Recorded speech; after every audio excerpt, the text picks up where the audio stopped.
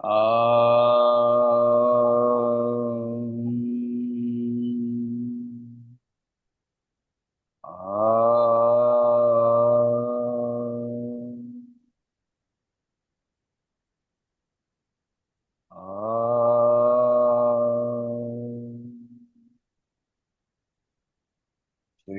गुरुभ्यो नमः। हरिः ओम। मीना जी, गीता ध्यान श्लोकस।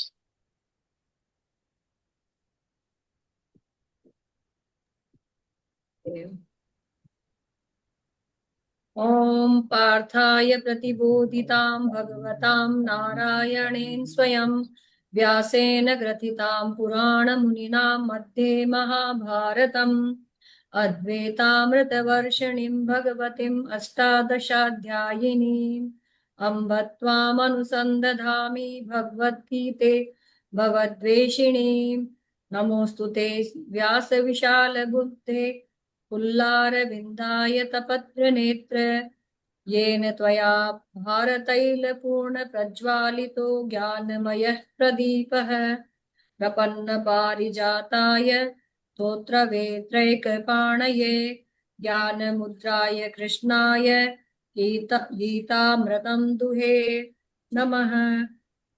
सर्वोपनिषदो गावो दुग्धा गोपालनन्दन पार्थो वत्सः सुधीर्भोक्ता दुग्धं गीतामृतं महत् वसुदेवसुतं देवं कंसचाणूरमर्दनं देवकी परमानन्दं कृष्णं वन्दे जगद्गुरुम्।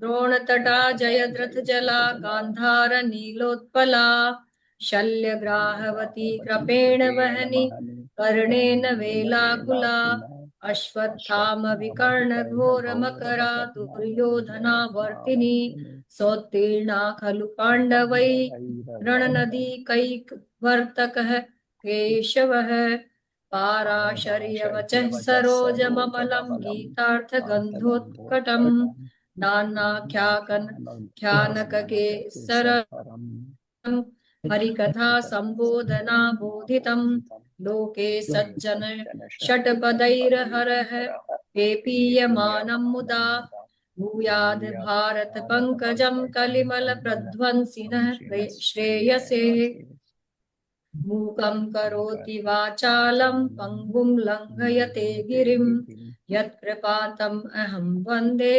परमानन्दं माधवम् यम ब्रह्मा वरुणेन्द्र रुद्रमरुतः स्तुवन्ति दिव्यैः स्तवैः वेदैः साङ्गपदक्रमोपनिषदैः गायन्ति यं सामगाः ध्यानावस्थिततद्गतेन मनसा पश्यन्ति यं योगिनो यशान्तं न विदुसुरासुरगणा देवाय तस्मै नमः। So today we are going to begin a very interesting and a very pivotal chapter. It's called chapter 12, Bhakti Yoga. And we need to understand the term itself, Bhakti. So if you look at the words, okay, before I go ahead, what is your understanding of the word Bhakti? Anybody? Asim ji, Bhakti. What is Bhakti? Bhakti is our devotion towards the Almighty or our God, whosoever we look up to. Okay. You've just replaced one word with another. Devotion. So what is devotion then? मुझे लगता है भक्ति एक अनन्य प्रेम है, अनन्यता है अपने इष्ट के प्रति, जिसके प्रति हमारा भाव जुड़ा हुआ है। तो हमारी सारी संवेदनाएं, हमारे सारे भाव, हमारे सारे दुख और सुख, मतलब एक परम मित्रता वाला संबंध उससे हो जाता है। या जिस भी भाव में हम उसको नोटिस करते हैं, एक ऐसी शक्ति जिसके प्रति हम पूर्ण समर्पण का भाव लेकर के बैठ जाते हैं कि जो हो रहा है वो सब तेरी रजा है, जो तू कर रहा है इसमें भी तेरा है, अच्छा है तो भी तेरा और बुरा है तो भी तेरा। यही Okay. भक्ति है। Hariom sir. Okay. Sudhir ji, what is your view? Bhakti. What is bhakti? Yeah, I think what Meena ji said, a complete surrender and trust and faith in a being that uh, is bhakti. Okay. Yes, Raghuji. Yeah, actually, I wanted to send a message on this about maybe a week or two ago. Um, see, when you have had a glimpse of that Supreme and you want to go there, you you want that, which means that your attachment is still present. Your identification, you only want that which you don't have. So you think you don't have it, you think you are not there, so therefore you want it. So that means your attachment is still there. And in order to get to there, then you have to break that attachment. And that is where bhakti wells up, and literally you surrender completely, like uh,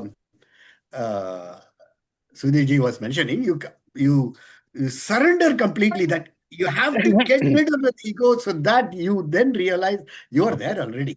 So that is the Advaitic view. Let us have the Dvaitic view from Parthada. Yeah, I cannot give a Daitic view, but I can give my view. My view is bhakti. You wanted to know what is bhakti, Yes. is it? That was the Yeah. question. Your definition of bhakti.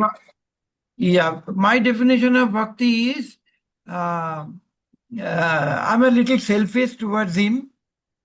He's the only one. I do not know anybody other than him. That is number one. Number two is whenever I am in distress, he is there for me. Sometimes even I feel that why do I go to him in distress? Because I am also putting him in distress to solve my problem. Like India is losing to Pakistan. I think the way they are batting, I say, please do something. Then I tell him, am I bringing him into this? And finally, I go to bed without seeing the result and find next morning that India has won. So I thought how this has happened. He must have done something. So this is bhakti for me, very, very crude type of thing. I mean, he's a man to go always. Whenever I have any problem, whenever I'm in joy, whenever I'm in sorrow, he is with me. I know he'll be there with me always. And there have been umpteen number of instances in my life where I have seen his presence, did not realize then and there. I came to realize much later when I analyzed, oh my goodness, how it happened? Somebody has done this. And which is somebody? That somebody. So that is very simple for me. I don't know if it's Dvaita or Advaita. You see, firstly, let's look at it from a very intellectual, very etymological viewpoint of the word bhakti. The word bhakti comes from the root word bhaj, dhatu, word bhaj. If you look at the word dhatu, the word bhaj, the first meaning, it's one of those words, one of those dhatus which has a lot of meanings.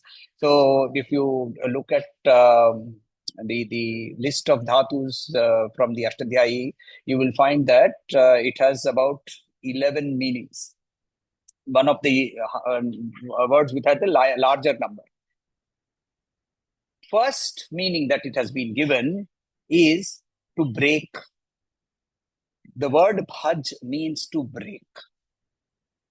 It means to split apart. Second meaning. It means to interrupt. Third meaning. Look at the meanings. At the same time, it also, very interestingly, means to be attached to and to serve.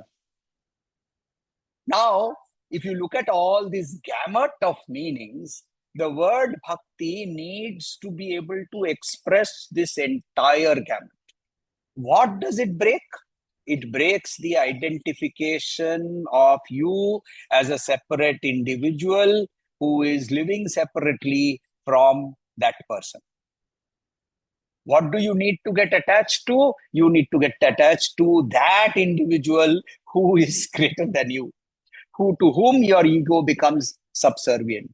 And therefore, the word bhaj, somewhere in the middle, is about the word worship, to be able to worship. The whole root of bhakti comes from this entire essence of all of this. Now, when we look at the entire chapter 12, we will see that the essence of the behavior that we are expressing or are asked to being expressed comes from this root, comes from all of these meanings. What do we need to... So why are we talking about saying, oh, why do I need to break away from this? Because Arjuna sees himself in the cosmic form. Remember? He sees himself there in that cosmic form. So he is not away from the Virat. He is not away from the Vishwarupa. I am part of that entire whole and I am in it. Is a very clear experiential truth. Albeit it is extremely momentary. He has seen that very momentarily, and then he spends, or like Swami Vivekananda, see, he got that glimpse. Can the Guru give me moksha? No, no Guru can give you moksha. Who can give you moksha? You alone can give you. Uddaret atmana atmanam. Right? Very clearly in chapter 6 he says. But how can I get there? Yes, I need to know the goal. I need to know where am I going. I need to understand my direction. I need to understand the speed at which I need to go. Otherwise, I will have a train crash or a road crash or whatever crash. And therefore, that goal is very clearly enunciated in chapters 10 and 11.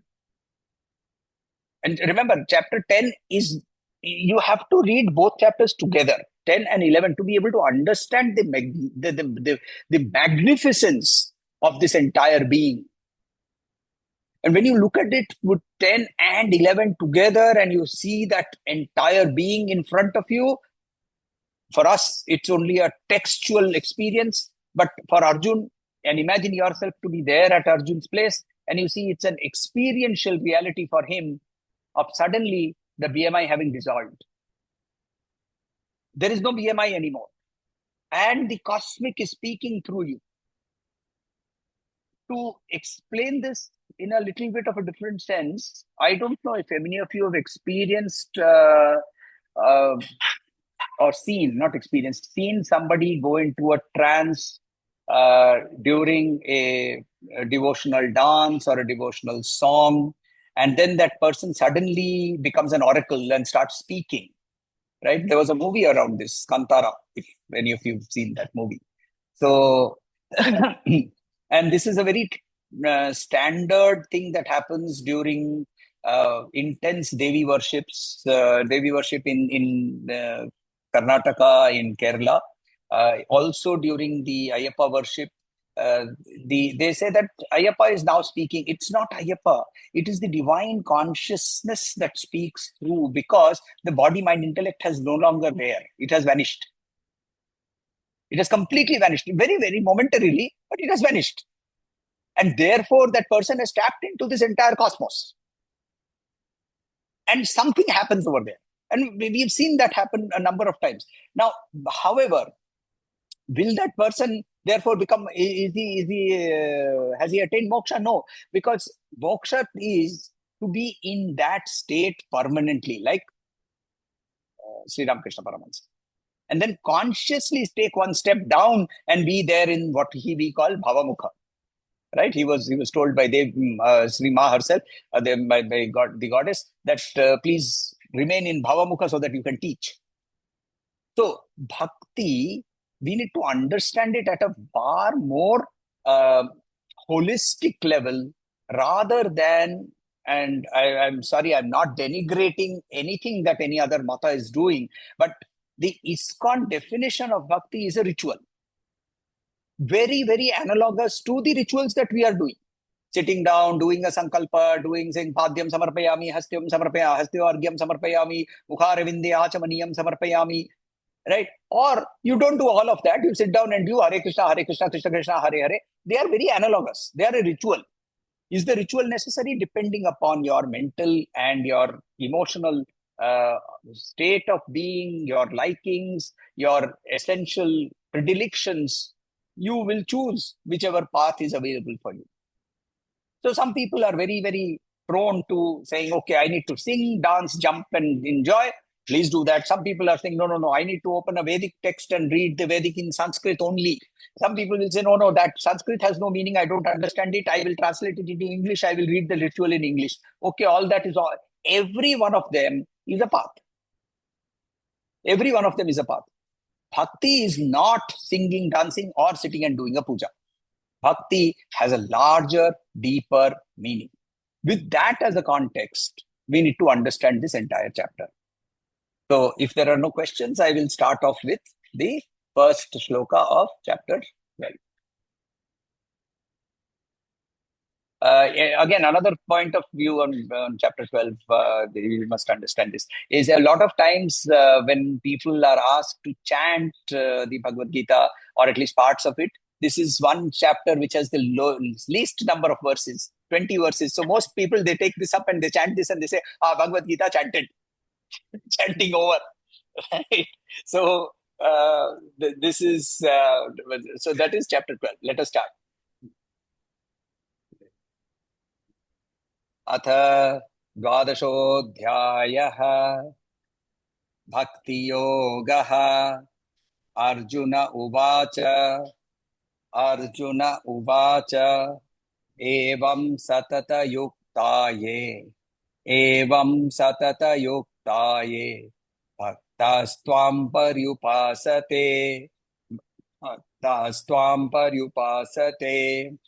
Arjun उवाच एवं सततयुक्ताये भक्तास्त्वां पर्युपासते ये चाप्यक्षरमव्यक्तं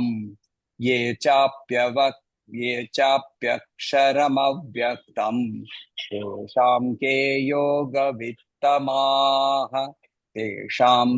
योगवित्तमाः ये चाप्यक्षरमव्यक्तं तेषां के योगवित्तमाः अर्जुन उवाच एवं सततयुक्ताये भक्तास्त्वां पर्युपासते ये चाप्यक्षरमव्यक्तं तेषां के योगवित्तमाः.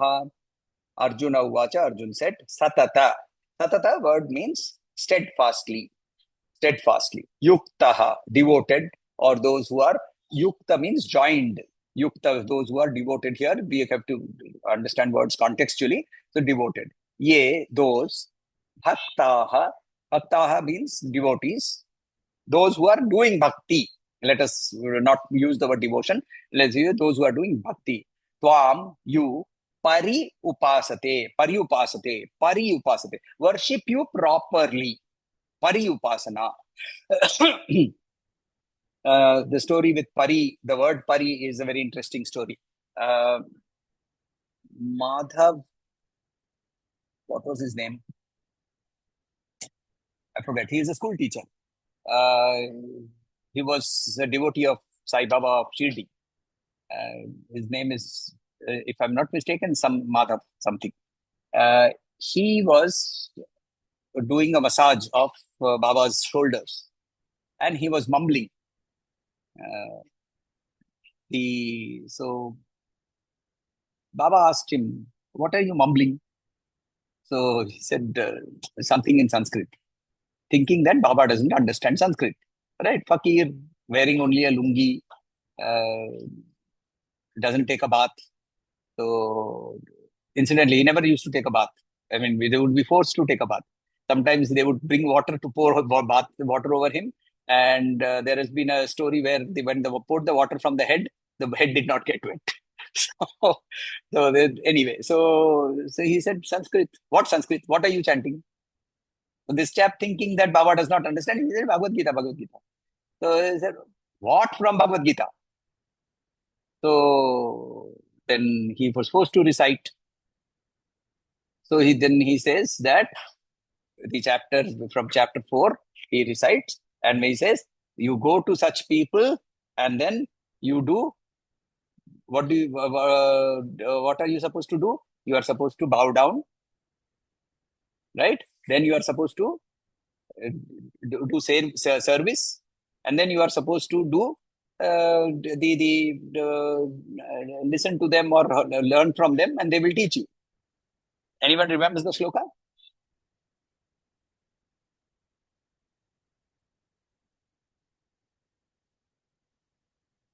You are on mute. No, it's not that one. I was going to the Pranipatena Pariprashna and Sanjaya. Correct. Okay. Paripatena pariprashnena sevaya. So Pranipat. So not pranipatena, it's paripatena.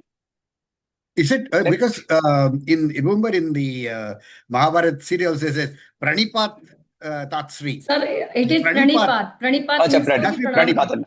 pranipatena. Pranipatena pariprashnena sevaya. So then Baba asks, what is pariprashna? So the devotee says, question. He says, what is question? What is prashna? Question. Then why did Vyasa add an extra word called pari? Was he a fool? Now this chap who is a Sanskrit teacher has got completely lost. He doesn't know why. By adding the word pari, he makes the question something that is supposed to be asked. Remember, we have done 3 types of questions. Just ordinary kautuhal, idle curiosity. Adhamadhikari prashna, madhyamadhikari prashna, uttamadhikari prashna. When you are asking an uttamadhikari prashna, it becomes a pari prashna.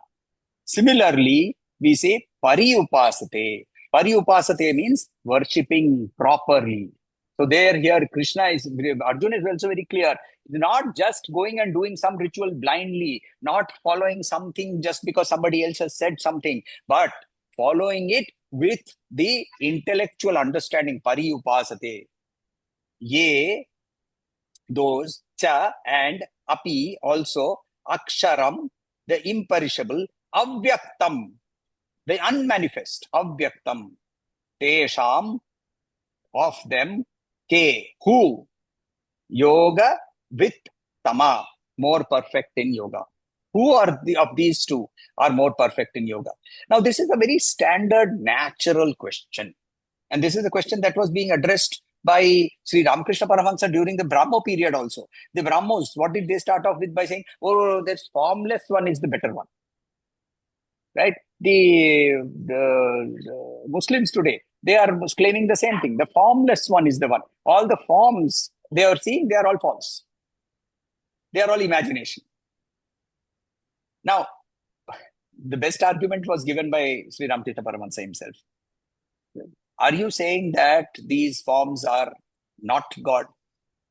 So this person who was worshipping a formless is a Brahmo. He says, yes, they are all false. Do you agree that God is omnipotent? Yes. But just now you said he cannot take form. So you have limited his omnipotence. If he is omnipotent, then why should he be restricted to being only formless? Can he not take a form also? This person had no argument. Now, this argument is not today. See, it is an argument that is going back to almost 7,000 years, where Arjuna himself is asking, is it the worship of the formless? Is it the worship with the form? Now, what is the formless? The formless is Brahman. Not only formless, but attributeless, avyakta, unmanifest. He is not saying formless. He is saying avyakta, unmanifest.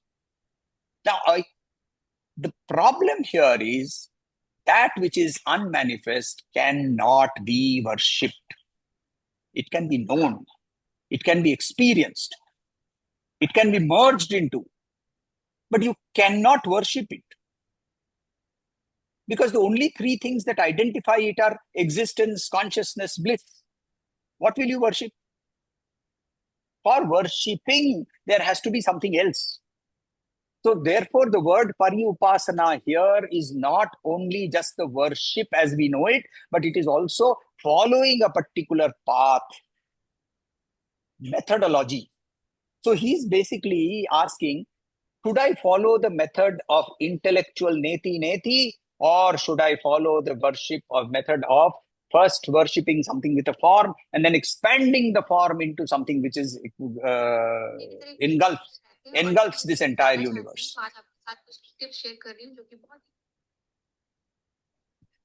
Yes, please, Parthuda. I have a question on this particular question of Arjuna. So far, we have seen earlier that almost every chapter in yoga, karma yoga, jnana yoga, dhyana yoga, everywhere, Arjuna starts the question and the Lord goes on giving him the answers. That has been the style.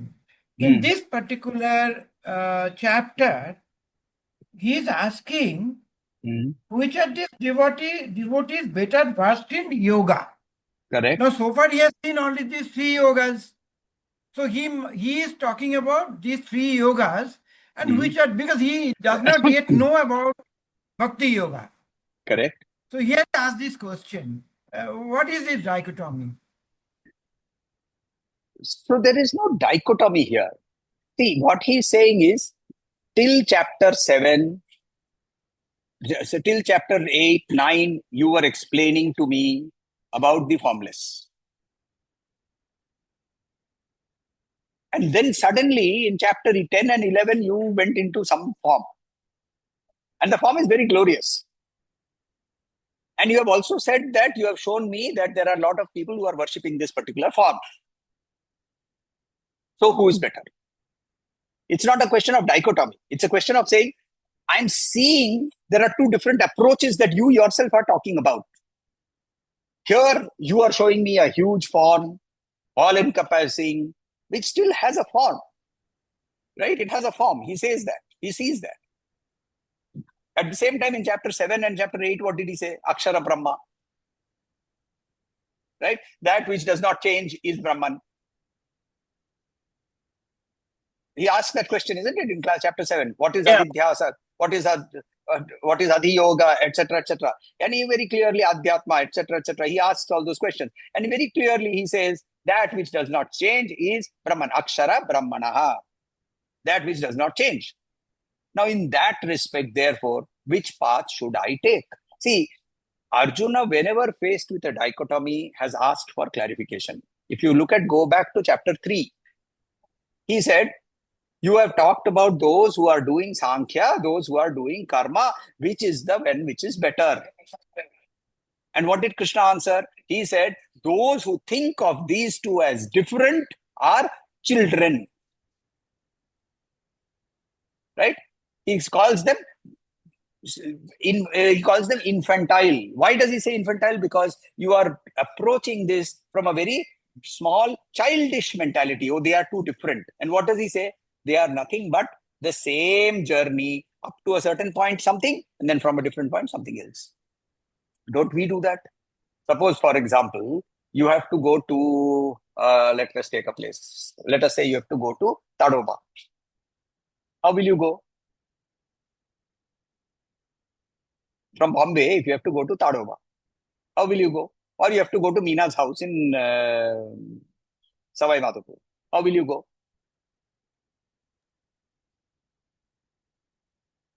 You go by train or by bus. You will first take a car. Yeah. You will go to the airport. Yeah. Then you will take a airport bus. You will go into the flight. The flight will take you another airport bus. Then you will take a car or a train. You will go to Savai Madhopur. Then an auto rickshaw to her house. Now, are they all parts of a separate journey? Are they each a separate journey, or are they part of one journey? Same journey. So that is the whole example that he is taking. That if you are looking at saying that is the goal, then there will be multiple stages in that particular journey. Now, when he starts explaining Bhakti Yoga also, he brings all the three things together. He brings Karma Yoga in, he brings Jnana Yoga in, he brings the whole synthesis of all the kriyas that we have been learning about into one particular synthesized form.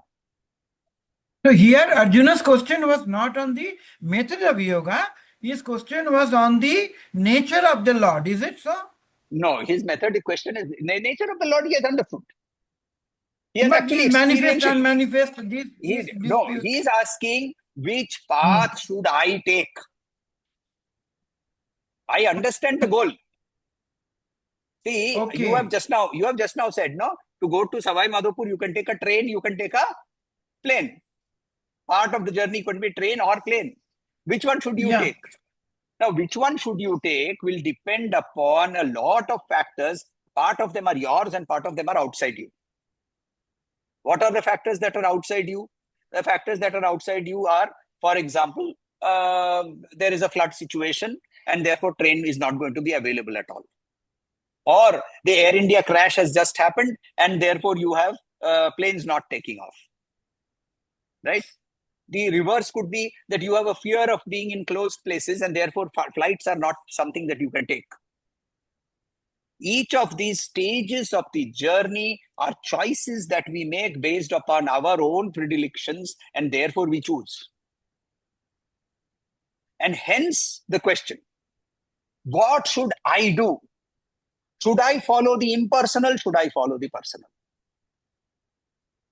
Now, to answer this, first and foremost, it is very simple.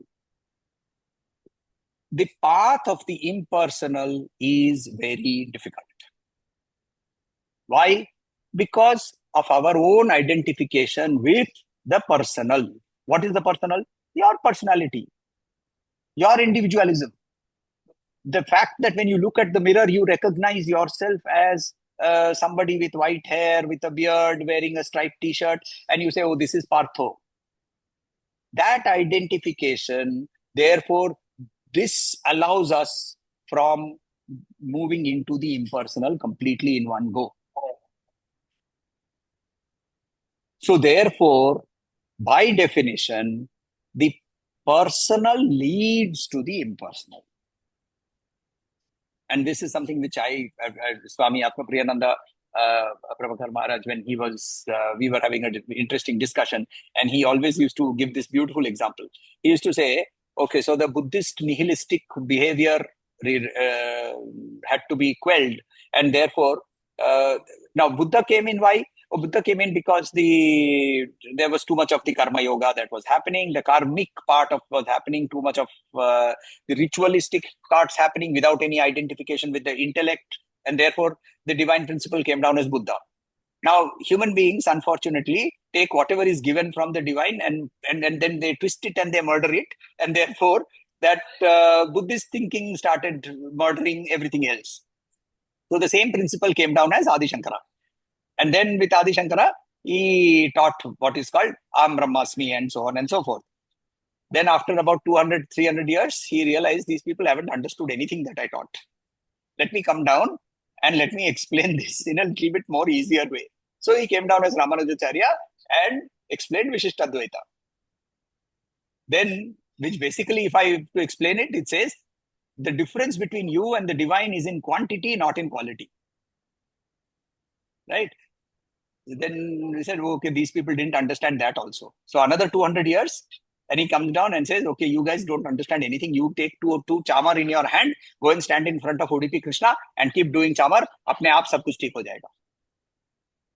So by doing that process of selfless service, you quell your ego. So you're ready to move to the next stage. Then you are ready to move to the next stage. So the whole thing was a watering down. Right? So here also, if you look at now, when we start the second chapter, the 12th chapter, how does Sri Krishna answer? He answers very beautifully. Sri Bhagavan Uvacha, Sri Bhagavan Uvacha, Maya Veshya Mano Ye Mam, Maya Veshya Mano Ye Mam, Nitya Yukta Upasate, Nitya Yukta Upasate, Maya Veshya Mano Ye Mam, Nitya Yukta Upasate, Shraddhaya Parayopeta, Shraddhayo Parayopeta, te me yuktata mataah, te me yuktata mataah, shraddhaya parayopeta, te me yuktata mataah. Sri Bhagavan Uvacha Maya Veshya Mano Ye Mam Nitya Yukta Upasate Shraddhaya Parayopeta Te Me Yukta Tamamataha. So firstly, if you have been following any text, you will see the text reads as Parayopetaste. The Sata is a sandhi.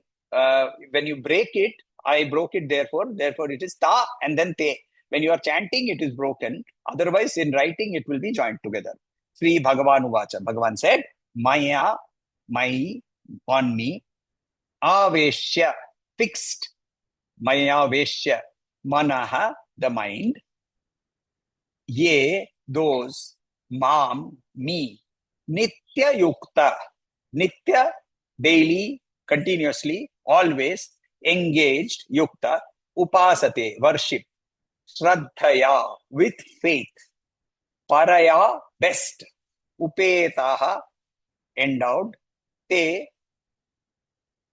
they, may, by me, yuktatama, highest situated, mataha, I consider. So I consider those who fix their minds on me and engage in my devotion with steadfast faith. I consider them to be the best. Now, firstly, he did not give a methodology. He gave a state of mind. So he says it doesn't matter what your methodology is. What is important is where is your mind when you are doing this.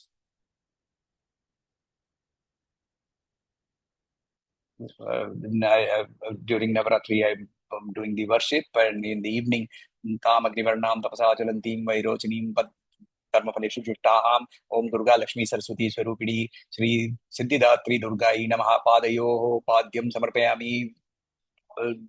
विवेक देखो दरवाजे पे कौन आया है, तम हस्त्यो अर्घ्यम समर्पयामि. विवेक कौन आया था? Where is your mind?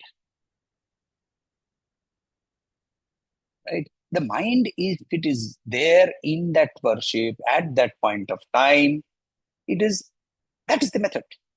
He does not, at this point right now, he is not distinguishing in saying, oh, follow the impersonal, follow the follow the personal, follow this, do that. Where is your mind? If you see the whole Gita, the entire structure of it, at a very, very, very basic level, it is teaching us how enable us to be able to control our mind. Today, the mind controls us. My mind says I should be happy or I am happy. My body feels good. My mind says I am angry. My mind says I am sad. My mind decides as to what my state of being is. That's where we are. Can that be inverted? Can I be in control of my mind? Raman Maharshi, one person once went to Raman Maharshi and said, I have learned to control my mind. And instantly, very rarely he would answer such statements, but in this case, instantly, apparently, he answered and said, okay, switch it off.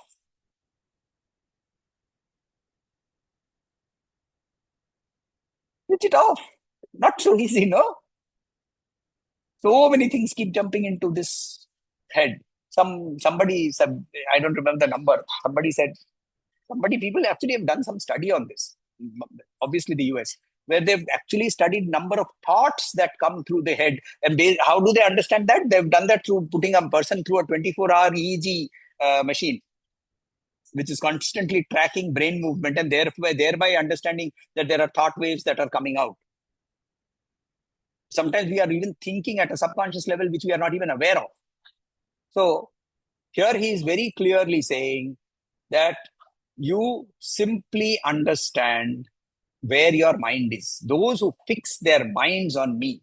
Now, but he qualifies that. And he says, with faith. With faith.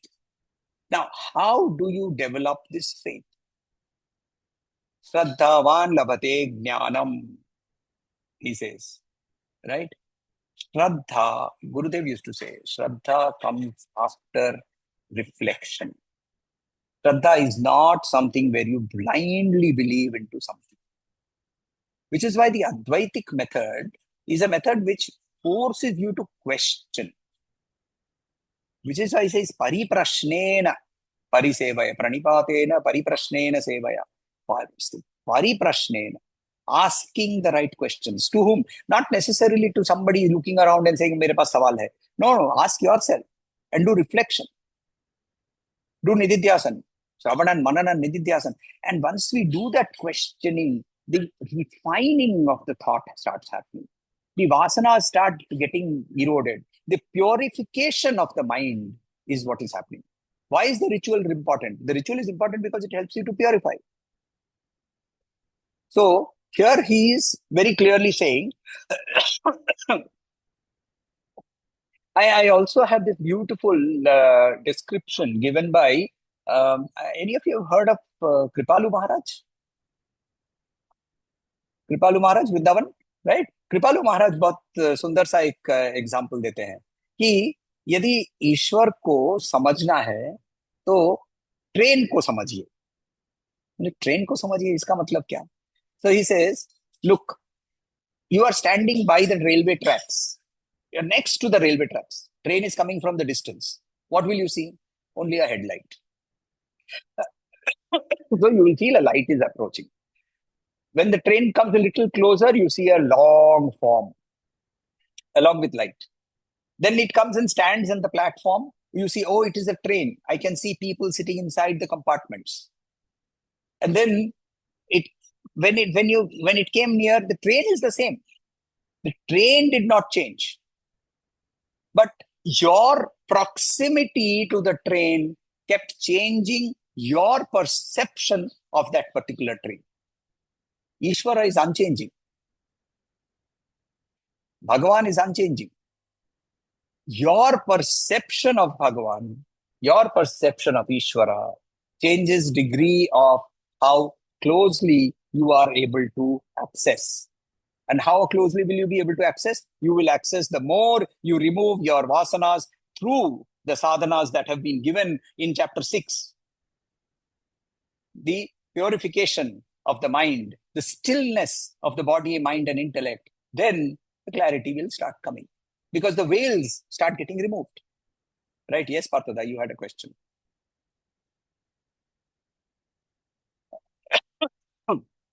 I am also a little curious to know a lot of emphasis I am giving on the word steadfast.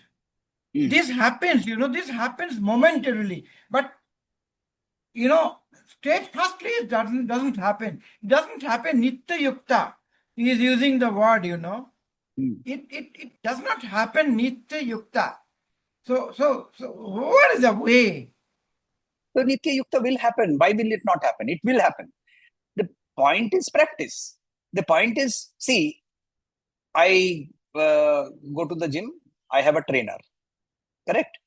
If I ask my trainer to do a particular exercise to show me, he does not need to apply his mind on that exercise.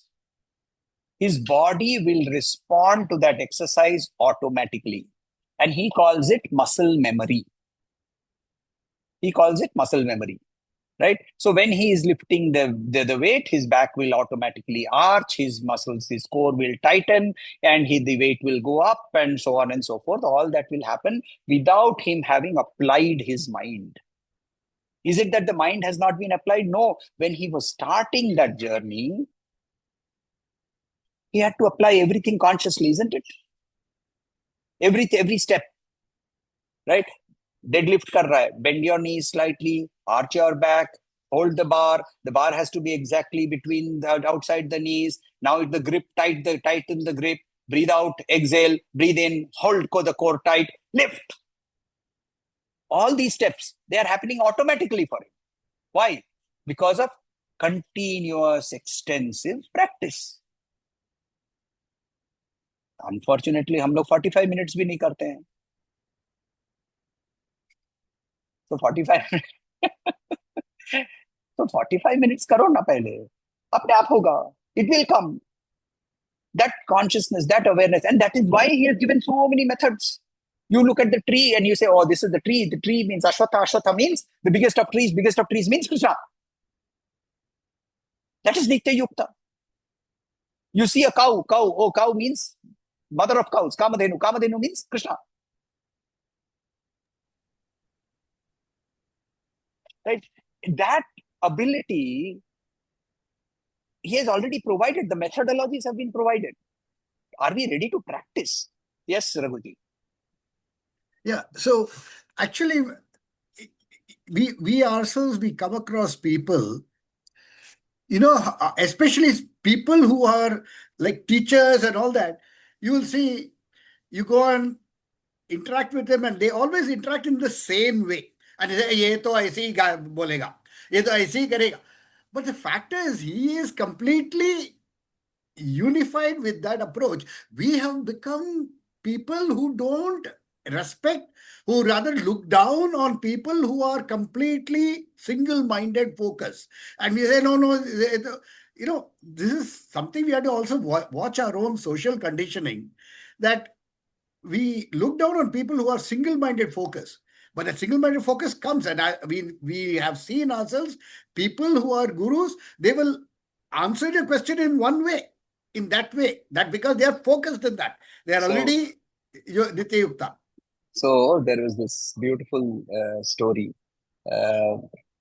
Osho was once asked that why do these spiritual masters who exist at the same time in their lives, why do they curse each other? Why do they make comments about each other? Why do they fight? So Osho, in his inimitable way, he answered, you see, what happened is there were two sweet sellers in one particular shop, in a particular village. And they obviously hated each other because they were competition. One day, they happened to meet each other on the in the middle of the road. They were not ready to give way. Both of them called to their assistants. Leke aao. Now, what will the mithai wala bring? Mithai. Right? So now this guy started throwing rasgulla, the other fellow started throwing gulab jamun, this fellow threw laddu, this fellow threw sandesh. Who's having fun? All the people around. So why do these gurus fight with each other? Pick up whatever is falling. Osho says, pick up whatever is falling. Each of them will have only one. They will throw out what they have. You pick up what you want from there. Pick up. So Krishna is here. Krishna, however, unlike any of these gurus, has no single track. For that matter, he actually has, I would say, he has only one track. And that track says, all tracks ultimately lead to me. And therefore here he says, see, your problem is you. Your problem is not the world. And you therefore first learn steadfast. And good that you pointed this out. Steadfast. How steadfast? By practice. Learn to sit down. Okay, today we have done this chapter. Go back to this to the recording. Listen to it. Reflect upon it. Play it on a slower version so that you can reflect while we are talking. Think about how it applies to you. Then sit down and meditate. That is the process, right? Then there is Nitya Yukta happen. So he says very clearly that those who fix their minds on me, Maya Veshya Mano Ye Mam Nitya Yukta Upasate Sraddhaya Parayopeta Steme Yukta Tamamataha. Then I consider to be best. So, you see, how each of these, and are these forms not real? Of course they are real. They are very, very real. Hydrogen is real. Oxygen is also real. When you combine them, what do you get? You get water. No, you get H2O. But H2O can take 3 different forms. Each of them has a different purpose. I come to you saying, "Bahut pyas laga hai, you give me one piece of ice." Will it work? Or you make me stand in front of the pressure cooker and when the steam comes, you say, "Inhale." H2O hai. Will it work? No. You put ice in the pressure cooker and wait for the rice to cook. Will it cook? No, it won't cook. You put the ice cream inside a pressure cooker and wait for the ice cream to become ice cream, you will get boiling milk. Each of the forms, if the divine has a specific purpose, which is why she takes on the form of an 800 lady coming to kill Mahishasura. And the same form comes in form of 200 flute player. Each of these forms we can associate based on our predilection, our vasanas, our past impetus, which is taking us to a particular way.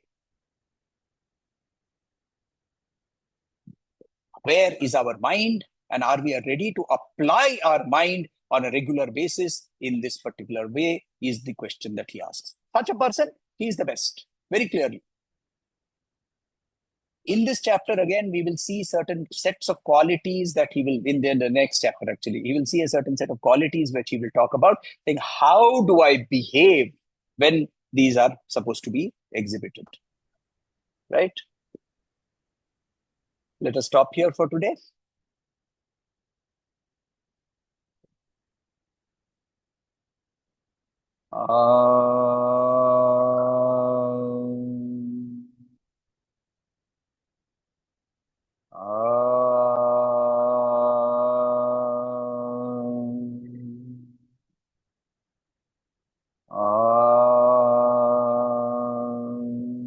Shanti, Shanti, Shanti.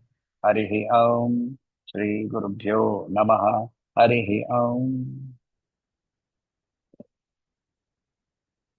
Yes, please.